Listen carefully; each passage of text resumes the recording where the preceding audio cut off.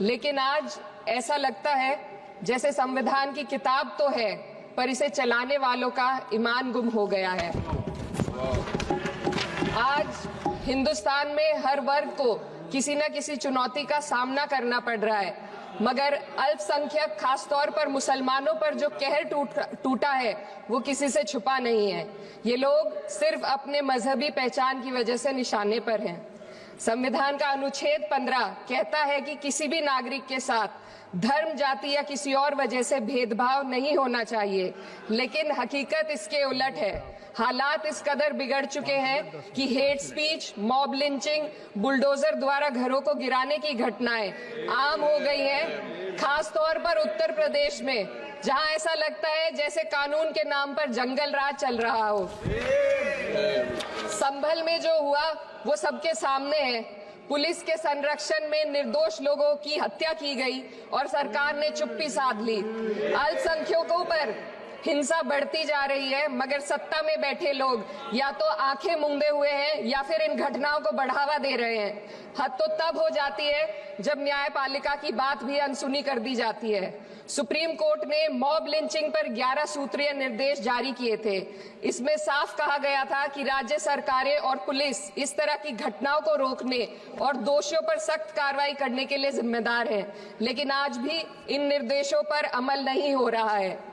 हाल ये है कि मॉब लिंचिंग को रोकने की बजाय सत्ता में बैठे लोग आग में घी डालने का काम कर रहे हैं। उनकी जुबान से ऐसी बातें निकलती हैं जो नफरत को और बढ़ावा देती है। ये अशांति अब इतनी गहराई तक फैल चुकी है कि हमारे समाज के धर्मनिरपेक्ष चरित्र पर गंभीर सवाल उठ रहे हैं। साल की शुरुआत में ही कई राज्यों में दुकानदारों को अपने नाम बोर्ड पर लगाने के लिए मजबूर किया गया।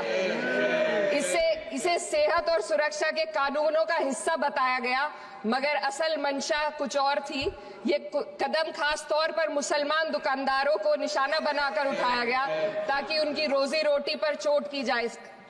पिछले हफ्ते मुरादाबाद में एक मुस्लिम डॉक्टर को हिंदू बहुल्य मोहल्ले में घर खरीदने पर विरोध झेलना पड़ा।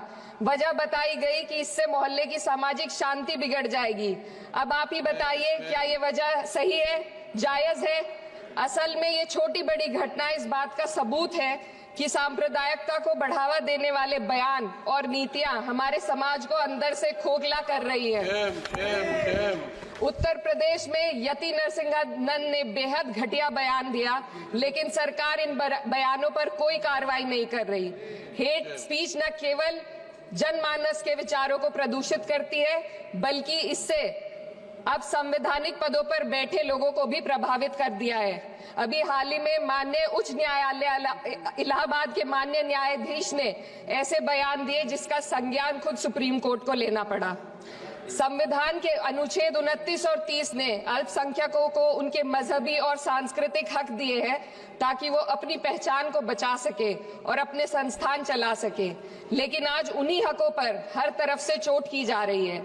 वक्फ जैसे बिल लाकर उनके धार्मिक अधिकारों को छीनने की कोशिश की जा रही है।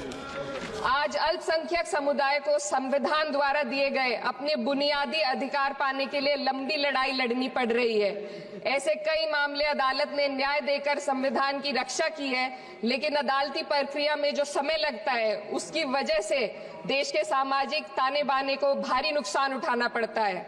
मिसाल के तौर पर इलाहाबाद हाई कोर्ट ने 2004 के मदरसा एक्ट को रद्द कर दिया था, जिससे मदरसों के संचालन पर सवाल उठे। हालांकि सुप्रीम कोर्ट ने बाद में इस फैसले को पलट दिया और एक्ट को वैध करार दिया, लेकिन इस प्रक्रिया में जो समय लगा उसने अल्पसंख्यकों को बेचैनी और संघर्ष के दौर में डाला है। इसी कड़ी में प्लेसेस ऑफ वर्शिप एक्ट 91 भी आता है और कई अन्य अधिकार, उन्हें भी इसी तरह अदालती लड़ाइयों में उलझाया जा रहा है। ये स्थिति न केवल अल्पसंख्यकों के अधिकारों की राह में रुकावट है, बल्कि justice delayed is justice denied जैसी कहावत को सिद्ध करती है। मैं इस सदन से दुनिया भर के अल्पसंख्यकों की आवाज उठाना चाहती हूँ, खास तौर पर हमारे पड़ोसी देश बांग्लादेश में। खासतौर पर हमारे पड़ोसी देश बांग्लादेश में अल्पसंख्यकों के साथ जो हो रहा है वे दिल को गहरे तक चोट पहुंचाने वाला है। उनकी जान माल की हत्या की जा रही है। बांग्लादेश हो या हिंदुस्तान हो, या कोई और देश अल्पसंख्यकों की सुरक्षा, इज्जत और अधिकारों की हिफाजत हर सरकार की सबसे पहली जिम्मेदारी होनी चाहिए। मैं इस सदन से अपने देश के अल्पसंख्यकों के साथ बांग्लादेश के पीड़ित अल्पसंख्यकों की आवाज को एक साथ उठाना चाहती हूँ। ये वक्त की पुकार है कि हम सब मिलकर ये सुनिश्चित करें कि किसी भी इंसान को उसकी पहचान या मजहब के कारण डरकर जीने पर मजबूर ना होना पड़े।